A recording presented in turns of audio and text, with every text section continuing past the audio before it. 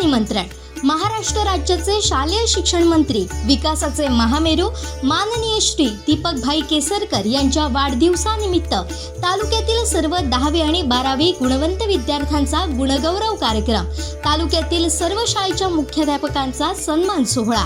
प्रमुख अतिथी माननीय श्री महेश धोत्रे, शिक्षणाधिकारी प्राथमिक, माननीय डॉक्टर अश्विनी माइंडकर सामंत, तालुका वैद्यकीय अधिकारी वेंगुर्ला, माननीय Shri Sanjay Punalekar, assistant governor rotary club, माननीय श्री अशोक दळवी, शिवसेना जिल्हा प्रमुख सिंधुदुर्ग.